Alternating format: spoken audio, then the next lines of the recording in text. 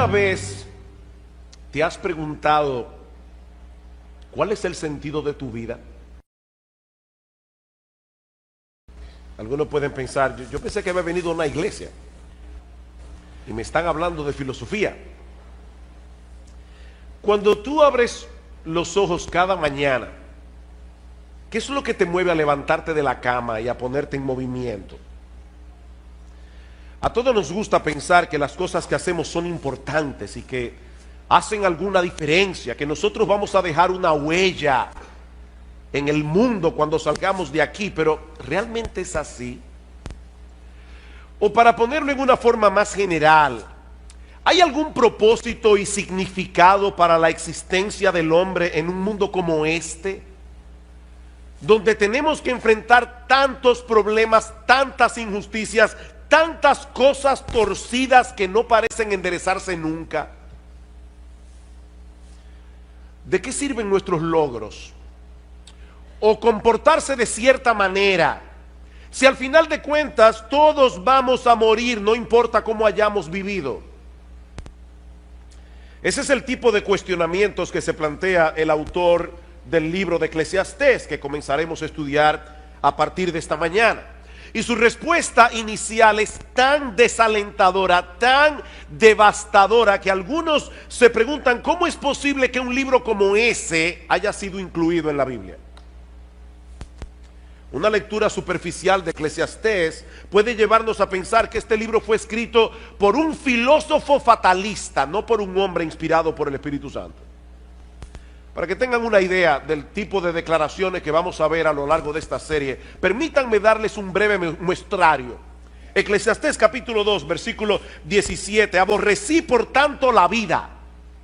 Eso dice un hombre inspirado por el Espíritu de Dios. Aborrecí por tanto la vida, porque la obra que se hace debajo del sol me era fastidiosa, por cuanto todo es vanidad y aflicción de espíritu. Asimismo aborrecí todo mi trabajo que había hecho debajo del sol, el cual tendré que dejar a otro que vendrá después de mí. Eclesiastés 3:18. Dije en mi corazón, es así por causa de los hijos de los hombres, para que Dios los pruebe y para que vean que ellos mismos son semejantes a las bestias. Porque lo que le sucede a los hijos de los hombres y lo que le sucede a las bestias, un mismo suceso es. Como mueren los unos, así mueren los otros, y una misma respiración tienen todos. Ni tiene más el hombre que la bestia, porque todo es vanidad. Eclesiastés capítulo 7, versículo 15. Todo esto he visto en los días de mi vanidad. Justo hay que perece por su justicia. Un justo que perece por su justicia. Y hay impío que por su maldad alarga su vida. No seas demasiado justo. Oigan lo que dice la Biblia. No seas demasiado justo, ni seas sabio con exceso. ¿Por qué habrías de destruirte? No hagas mucho mal, ni seas insensato. ¿Por qué habrás de morir antes de tu tiempo? Y yo no voy a hacer ningún comentario, simplemente estoy leyendo algunos versículos.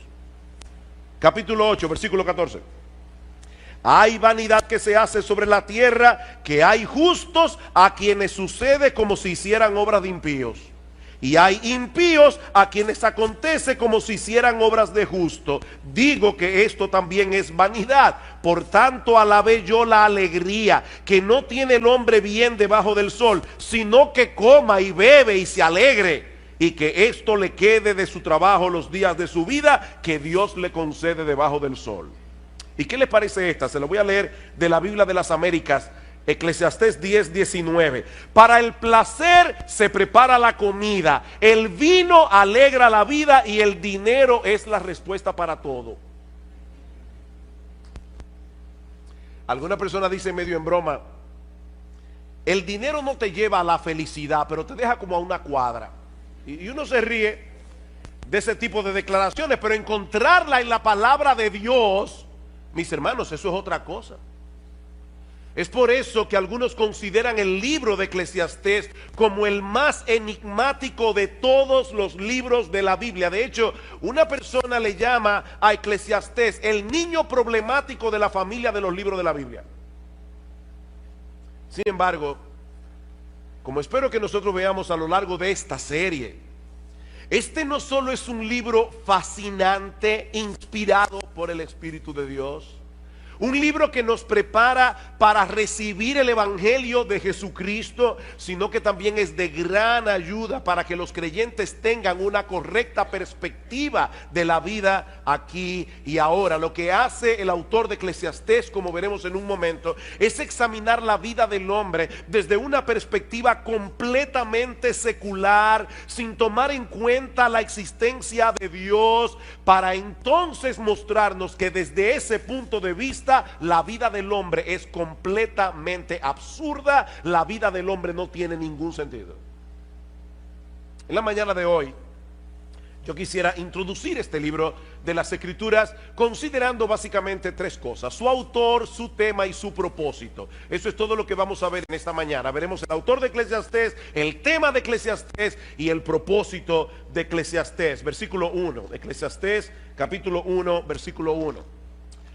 Palabras del predicador, hijo de David, rey en Jerusalén. Esta palabra que nuestras versiones de la Biblia traducen como predicador es la palabra hebrea Kohelet, un título que se le daba en aquellos días a un orador oficial que tenía la autoridad para convocar una asamblea y para enseñar a una asamblea. De hecho, la palabra griega para asamblea es la palabra griega eclesia, de donde proviene nuestra palabra iglesia y de donde proviene también el título de este libro, Eclesiastés, o el predicador. Algunos traducen esta palabra como el maestro, otros como el filósofo. Hay otros que prefieren dejarla sin traducción y de llamarle a este individuo simplemente el Kohelet, pero la traducción de nuestras versiones sigue siendo una de las mejores: el predicador. Ahora bien, ¿quién es este predicador que se atribuye la autoría de este libro? Bueno, su nombre no se menciona en ninguna parte de Eclesiastés, pero todo luce indicar que se trata del rey Salomón. En el versículo 1 se refiere a sí mismo como hijo de David, rey de Jerusalén, y más adelante en el versículo 12 nos dice que él fue rey sobre todo Israel. Mis hermanos, ¿quién fue el único hijo de David que pudo reinar sobre toda la nación de Israel? Únicamente Salomón, porque en los días de Roboam, el hijo de Salomón, el reino se dividió en dos. Así que todo luce indicar que este predicador no es otro que el rey Salomón, aparte de que las experiencias que él comparte en el libro encajan perfectamente en lo que nosotros conocemos en la Biblia del rey Salomón. Como ustedes recordarán, al principio de su reinado el Señor se le apareció a Salomón y le dijo: pídeme lo que tú quieras. Y Salomón le pidió un corazón entendido para juzgar a tu pueblo y para discernir entre lo bueno y lo malo. Él pudo haber pedido muchas cosas, pero lo que le pidió a Dios fue sabiduría. Y dice en el versículo 10: y agradó delante del Señor, Primera de Reyes 3, que Salomón pidiese esto. Y le dijo Dios: porque has demandado esto y no pediste para ti muchos días, ni pediste para ti riquezas, ni pediste la vida de tus enemigos, he aquí que te he dado corazón sabio y entendido, tanto que no ha habido antes de ti otro como tú, ni después de ti se levantará otro como tú. Y aún también te he dado las cosas que no pediste, riquezas, gloria, de tal manera que entre los reyes no haya ninguno como tú en todos tus días. Y si anduvieres en mis caminos, guardando mis estatutos y mis mandamientos como David tu padre, yo alargaré tus días. Lamentablemente, Salomón no permaneció siendo fiel a Dios. Dice en el primer libro de Reyes, en el capítulo 11, que sus muchas mujeres desviaron su corazón hacia la idolatría. Salomón llegó a tener 300 esposas y 700 concubinas, un harén de 1000 mujeres. Por supuesto, la idolatría tiene consecuencias, y la vida de Salomón se volvió un total desastre. Y aunque nosotros no tenemos constancia de que Salomón se haya arrepentido y haya vuelto a los caminos del Señor, el libro de Eclesiastés parece ser su testimonio de arrepentimiento. Al final de su vida, Salomón quiso compartir las lecciones que aprendió de mala manera durante su tiempo de apostasía. ¿Y cuál es el tema de este libro? Versículos 2 y 3. Vanidad de vanidades, dijo el predicador, vanidad de vanidades, todo es vanidad. ¿Qué provecho tiene el hombre de todo su trabajo con que se afana debajo del sol? Y hermanos, esta es una frase clave que se repite 29 veces en todo el libro. Lo que Salomón quiere hacernos ver es que si la existencia humana se limita al aquí, al ahora, si no tomamos en cuenta lo que ocurre del otro lado del sol, cuando partamos de este mundo a la presencia del Señor, entonces nada de esta vida tiene sentido. Vanidad de vanidades, vanidad de vanidades, todo es vanidad. La Nueva Versión Internacional traduce esta frase: lo más absurdo de lo absurdo, lo más absurdo de lo absurdo, todo es absurdo. Y aún otro lo traduce: frustración de frustraciones, todo es frustración. La palabra vanidad también se repite una y otra vez en el libro de Eclesiastés, 38 veces en total, y se refiere a algo que no tiene sustancia, algo inútil, algo sin valor. Mi amigo, si tú dejas a Dios y a la eternidad fuera de la ecuación, lo que te queda es una vida vacía, sin propósito y sumamente frustrante. Salomón parece estar sacando balance aquí, al final de su vida, de todas las cosas que él tuvo la oportunidad de experimentar, cuando Dios dejó de ser relevante para él, y el resultado final fue menos que nada. Vanidad de vanidades. Los judíos empleaban ese tipo de expresiones cuando querían enfatizar una idea, como cuando nosotros decimos rey de reyes. Él es el rey que está por encima de todos los reyes, o cantar de los cantares. Es el cantar más extraordinario, es el cantar que está por encima de todos los cantares. Bueno, lo que Salomón nos está diciendo aquí es que no hay una cosa más vana que una vida sin Dios. Eso es lo más vano, ya más vano no se puede ser. Esa es la vanidad de las vanidades. Y lo repite 2 veces: vanidad de vanidades, vanidad de vanidades. Y por si todavía alguien no entendió la fortaleza de su idea, concluye diciendo: todo es vanidad. Todo es vanidad. Eso sería la existencia humana si todo lo que tuviéramos fuera esta vida. Venimos de la nada. Somos el producto de un accidente sin propósito. Nos dirigimos inevitablemente a convertirnos otra vez en nada. Y entre una nada y otra nada, nosotros tenemos que estar viviendo en este mundo lleno de dificultades, lleno de problemas, donde los momentos de felicidad son muy escasos y muy transitorios. Por eso alguien decía que antes de preguntar si hay vida después de la vida, habría que preguntar si hay vida ahora. No después de la vida, es si hay vida ahora. Un día viene, otro día va, muy similar al anterior, y después de muchos días, la muerte. La pregunta es: ¿para qué afanarse tanto? Si al final de cuentas todos terminamos con las manos vacías. Versículo 3: ¿qué provecho tiene el hombre de todo su trabajo con que se afana debajo del sol? ¿Cuál es tu ganancia? Bueno, mire, yo me conformo con dejar un legado a las generaciones futuras. Genial.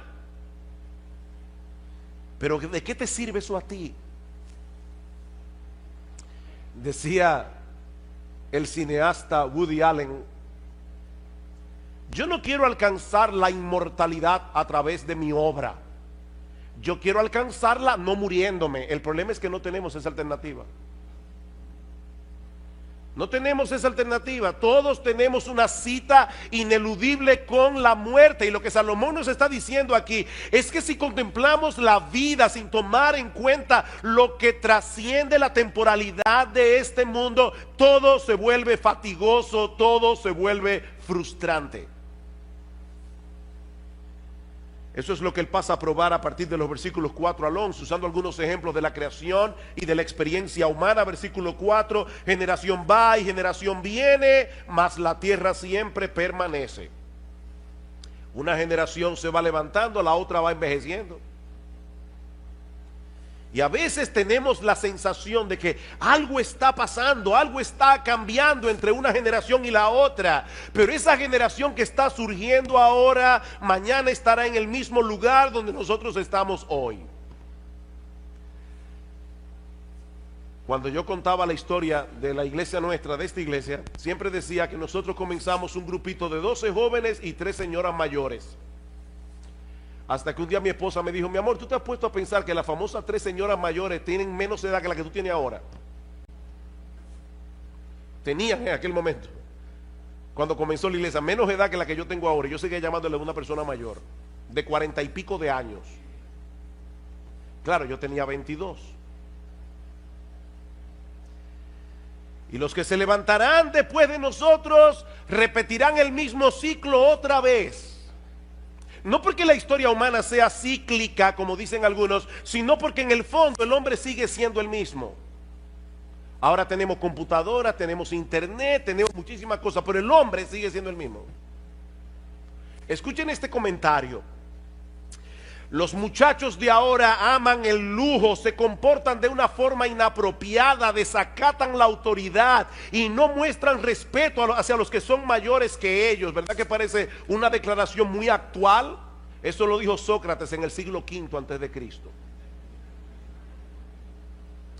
¿Y qué le parece esta de Pedro el Ermitaño? Pedro el Ermitaño nació en el 1050, murió en el 1115. Los jóvenes de hoy solo piensan en sí mismos, no tienen ninguna reverencia hacia sus padres, o los ancianos se impacientan ante toda la restricción y hablan como si lo supieran todo.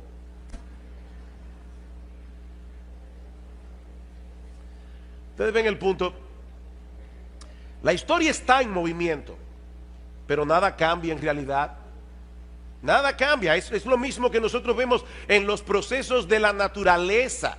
A pesar de la diversidad y los cambios que nosotros vemos a nuestro alrededor, la naturaleza es sorprendentemente uniforme en su funcionamiento. De hecho, eso es lo que permite que hagamos ciencia. Los científicos pueden evaluar los procesos de la naturaleza porque todo se repite una y otra vez. Versículo 5: sale el sol, se pone el sol, se apresura a volver al lugar de donde se levanta, el viento tira hacia el sur y rodea el norte, va girando de continuo y a sus giros vuelve el viento de nuevo. Los ríos todos van al mar y el mar no se llena. Al lugar de donde los ríos vinieron, allí vuelven para correr de nuevo. El sol salió esta mañana, se va a poner esta tarde, así será mañana y pasado mañana y dentro de 10 meses y dentro de 100 años. La misma rutina. Y lo mismo ocurre con el viento. El viento se mueve constantemente en una serie de circuitos que nosotros no podemos entender del todo y que tampoco cambiará con el paso de los siglos. El mismo circuito. Todos los ríos desembocan en el mar, pero el mar nunca se llena. Y al lugar de donde los ríos vinieron, allí vuelven para correr de nuevo. La misma cosa una y otra vez. Y esa monotonía de la naturaleza no es otra cosa que un reflejo de la monotonía de la vida humana. En ciencia política hay un principio que se conoce como el gatopardismo. Una novela que se llamó El gato pardo, donde apareció esta frase memorable: si queremos que todo siga como está, necesitamos que todo cambie. ¿Cómo así? Bueno, lo que este principio establece es que los políticos tienen que iniciar constantemente algo que se parezca una transformación revolucionaria, pero dejando en realidad las mismas estructuras de poder, de manera que todo cambia, pero nada cambia. ¿O no es así? Eso es el gatopardismo. Todo cambia, pero nada cambia. Eso es básicamente lo que Salomón nos está diciendo en Eclesiastés. Lo que nosotros vemos en los procesos naturales es lo mismo que ocurre en la experiencia del hombre. Versículo 8: todas las cosas son fatigosas más de lo que el hombre puede expresar. Nunca se sacia el ojo de ver ni el oído de oír. Eso fue cierto en los días de Salomón, lo es en el día de hoy. En la historia de la civilización, el hombre nunca había tenido a su alcance tantas posibilidades de ver y oír cosas diferentes.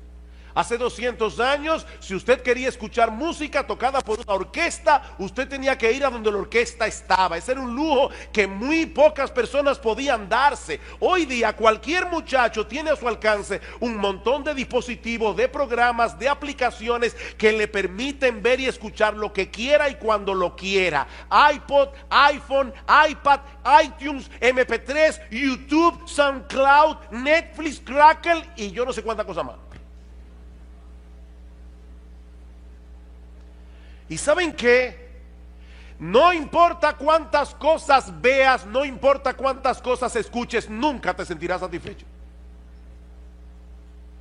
Nunca te sentirás plenamente satisfecho.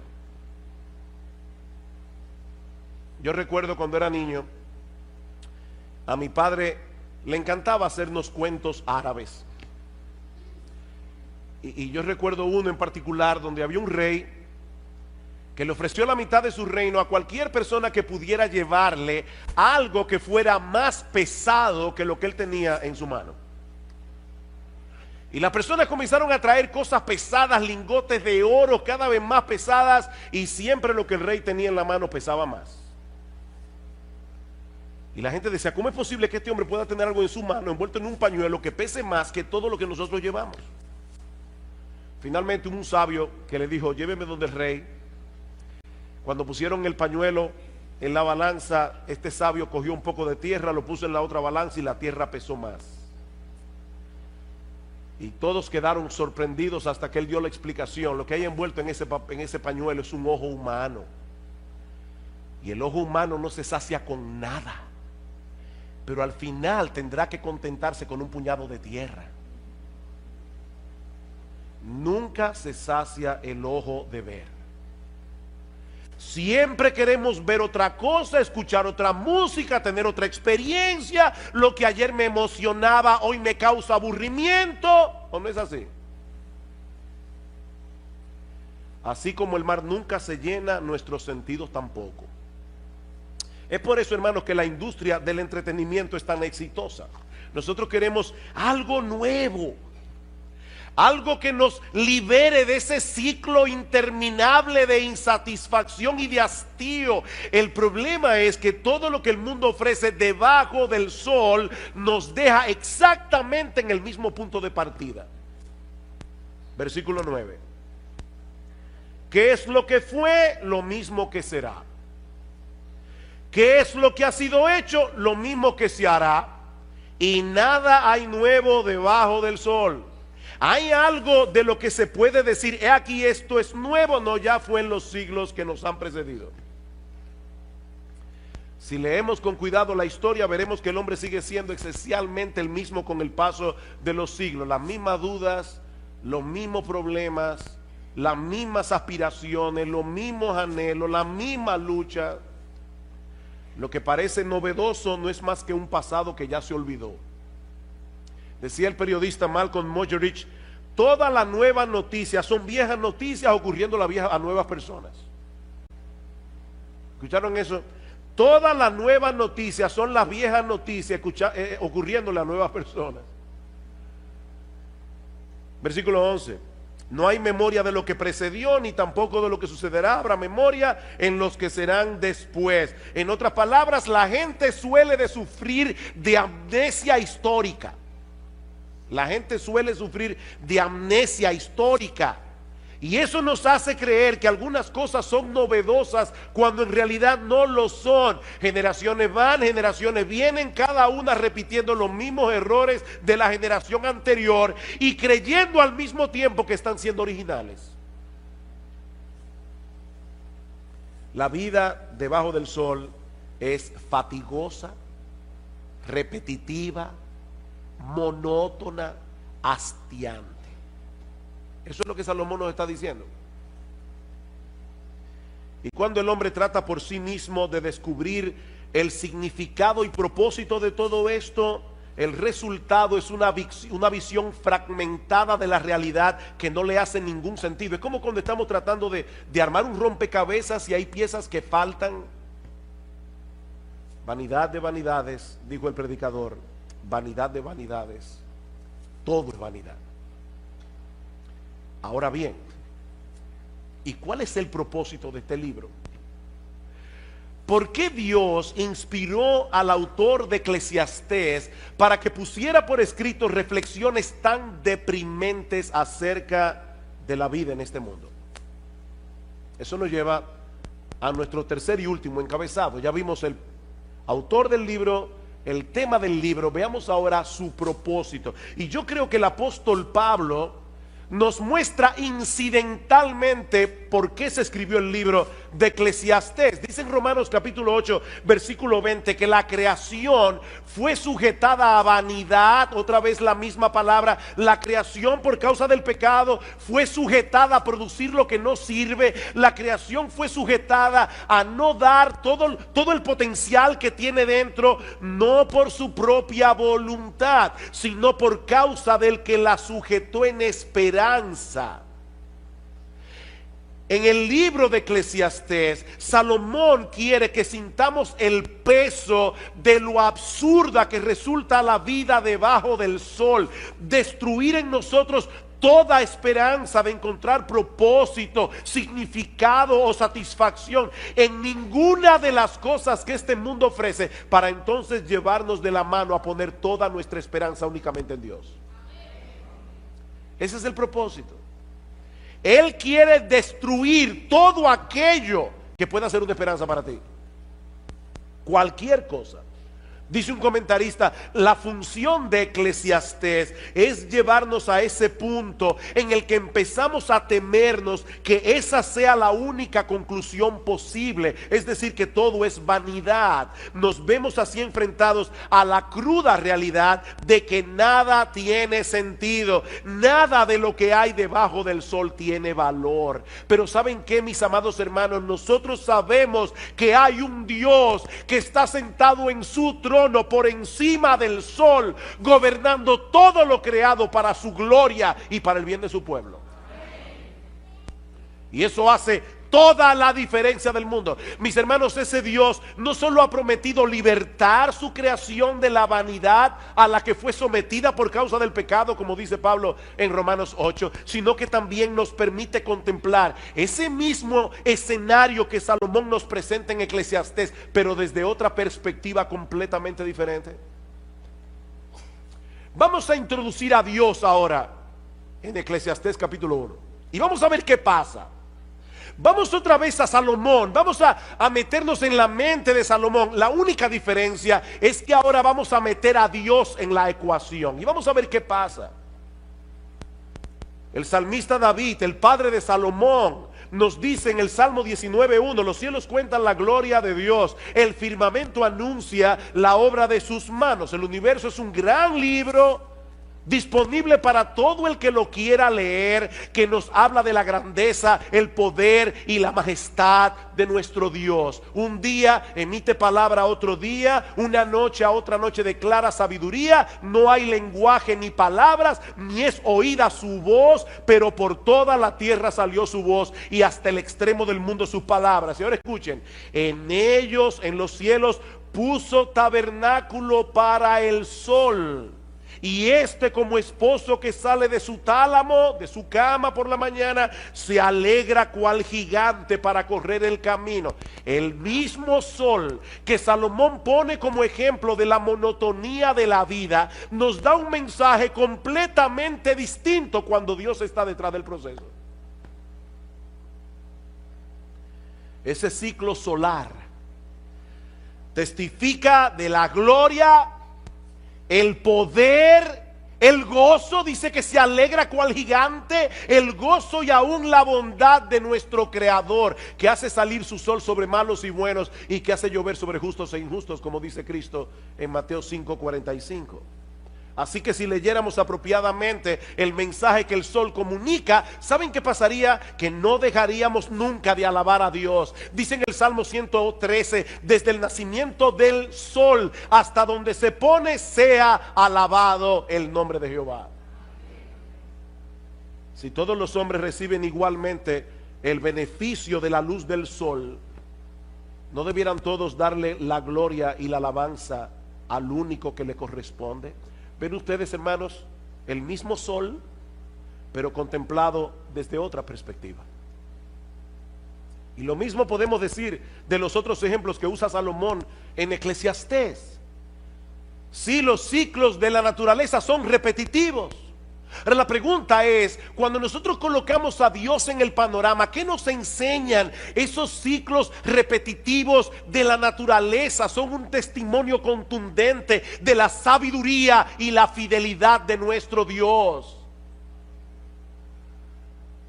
Dice en el Salmo 104:10, tú eres el que envía las fuentes por los arroyos, van entre los montes, dan de beber a todas las bestias del campo, mitigan su sed los asnos monteses, a sus orillas habitan las aves de los cielos, cantan entre las ramas, él riega los montes desde sus aposentos, del fruto de sus obras se sacia la tierra. Nosotros le llamamos a esto las leyes de la naturaleza. Esa es una expresión que nosotros usamos simplemente para tratar de dar a entender cómo es que Dios opera, porque es Dios el que mantiene la naturaleza funcionando. Él es el que envía la lluvia. Si Dios no quiere, mañana no sale el sol, porque Él es Dios. Y ya lo detuvo en Gabaón, Él puede hacerlo otra vez. Pero es Dios, nuestro buen Dios, el que está cuidando la tierra. Es Dios el que está detrás de todos esos ciclos repetitivos. Así que mis hermanos, si nosotros vemos la naturaleza y no vemos a Dios, el mensaje que la naturaleza nos comunica es totalmente desalentador. Pero de repente introducimos a Dios en la ecuación y todo cambia drásticamente. De repente todo tiene sentido. Salomón nos dice en Eclesiastés 1:8 que el ojo nunca se sacia de ver ni el oído de oír. Pero alguien dijo muy sabiamente, el ojo no se satisface hasta que no ve la mano de Dios. Y el oído no se satisface hasta que no escucha su voz. Mis ovejas oyen mi voz, dice el Señor en Juan 10:27, y yo las conozco. Y me siguen y yo les doy vida eterna y no perecerán jamás, ni nadie las arrebatará de mi mano. Yo soy el pan de vida. El que a mí viene nunca tendrá hambre, y el que en mí cree no tendrá sed jamás. Ustedes se dan cuenta, hermanos, del contraste tan marcado que hay entre Eclesiastés y el Evangelio. Por un lado, vanidad de vanidades, todo es vanidad. Por el otro lado, yo he venido para que tengan vida y para que la tengan en abundancia. Juan capítulo 10, versículo 10. Salomón nos dice en Eclesiastés 1:9 que no hay nada nuevo debajo del sol. Y luego pregunta en el versículo 10, ¿hay algo de lo que se puede decir, he aquí esto es nuevo? La respuesta es, sí lo hay. ¿Hay algo nuevo? Sí lo hay, sí lo hay. Siempre y cuando contemplemos a Dios en el centro de todo. Ese es el punto. Sí lo hay. Hay un nuevo pacto en la sangre del Señor Jesucristo. Dice en Lucas 22:20, un nuevo pacto por medio del cual todos nuestros pecados son perdonados. Un nuevo pacto donde Dios nos concede de pura gracia el don de la vida eterna. Sí hay algo nuevo. Dice en Ezequiel capítulo 36 que Dios promete darnos un nuevo corazón, para que podamos reverenciarle como es debido, para que podamos obedecer sus mandamientos. Dice en 2 Corintios 5:17 que si alguno está en Cristo, nueva criatura es. Sí, Salomón, hay algo nuevo. Dios me hizo nuevo, Dios me transformó, Dios me libertó del pecado. Si alguno está en Cristo, nueva criatura es. Las cosas viejas pasaron, he aquí todas son hechas nuevas. Hay algo nuevo, sí, Salomón dice en Efesios 4:24 que Dios nos ha dado un nuevo hombre, creado según Dios en la justicia y santidad de la verdad. Y por si todo esto fuera poco, dice en Apocalipsis 21:5, y el que estaba sentado en el trono dijo: he aquí, yo hago nuevas todas las cosas. Todas las cosas. Queridos hermanos, algún día todo será nuevo. Algún día todo será nuevo. Esta creación que fue sujetada a vanidad, esta creación que fue sujetada a producir lo que no sirve, será libertada de la esclavitud de la corrupción, dice Pablo en Romanos 8:21, a la libertad gloriosa de los hijos de Dios. En aquel día será eliminado por siempre todo vestigio del pecado en nosotros y en lo creado. Y ¿saben qué, mis amados hermanos? Nunca más experimentaremos la frustración y el hastío que muchas veces experimentamos en este mundo caído, aún los cristianos. O tú nunca te aburres, tú nunca te hastías, nunca te sientes frustrado.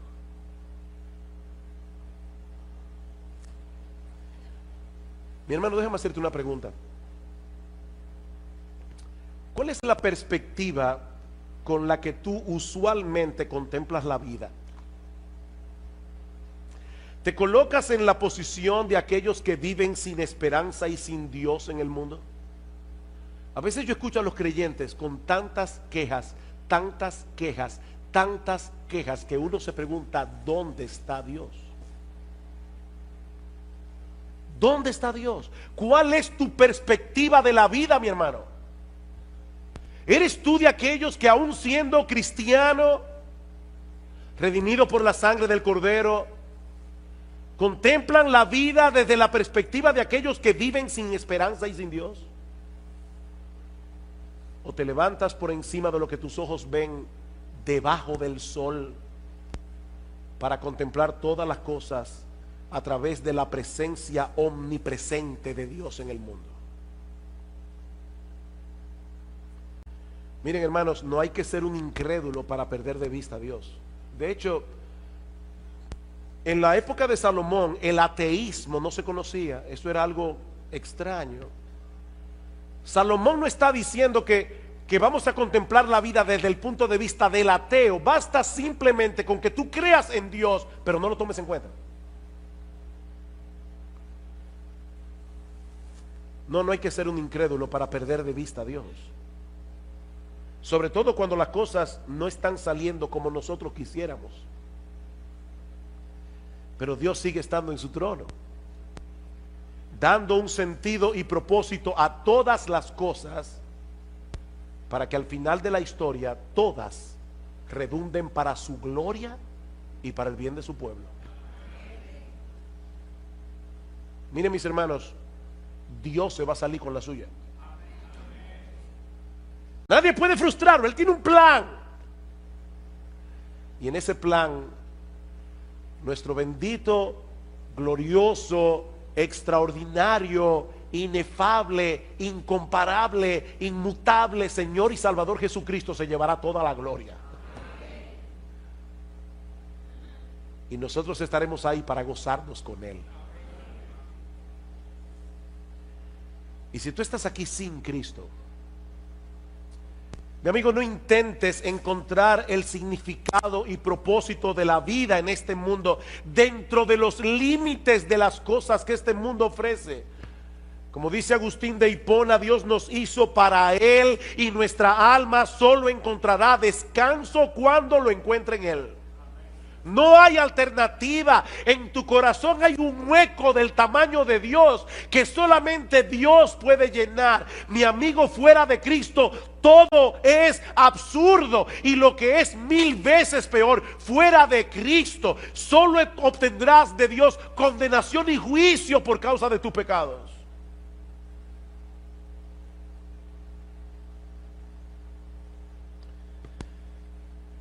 Miren, hermanos, hay frases que en el mundo evangélico se repite tanto y tanto y tanto, que se convierten en clichés. Y nosotros dejamos de percibir la verdad que hay detrás de esas frases que se repiten una y otra vez. ¿Recuerdan ustedes cuando estábamos predicando de Colosenses y decíamos que hay una fórmula matemática en Colosenses? Cristo más nada es igual a todo. Decía una poetisa cristiana: si yo no tuviera nada excepto a Cristo, lo tendría todo como quiera. Eso no es un cliché, eso es una gran verdad. Cristo es el todo en todos. Es Cristo, es Cristo, es Cristo. Mis hermanos, mis amigos que están aquí, el significado de la vida, el propósito de nuestra existencia, todo gira en torno a Él. Él es el centro. Es Cristo, es Cristo, es Cristo y nadie más. Dice en la Escritura que hay un solo Dios y hay un solo mediador entre Dios y los hombres, Jesucristo hombre. Él se introdujo en la historia humana. Él vino y vivió debajo del sol. ¿Sabes para qué? Para morir por nuestros pecados, para reconciliarnos con Dios, y ahora ofrece en el Evangelio perdón y vida eterna a todo el que viene a Él en arrepentimiento y fe. Es Cristo y solo Cristo. Mi amigo, no te vayas de este lugar sin arreglar tus cuentas con Dios a través de Cristo, porque su gracia sigue estando disponible para todo aquel que cree.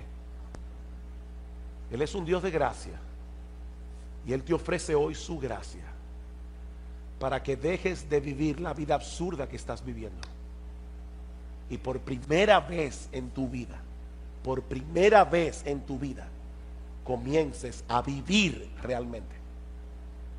Yo he venido para que tengan vida y para que la tengan en abundancia.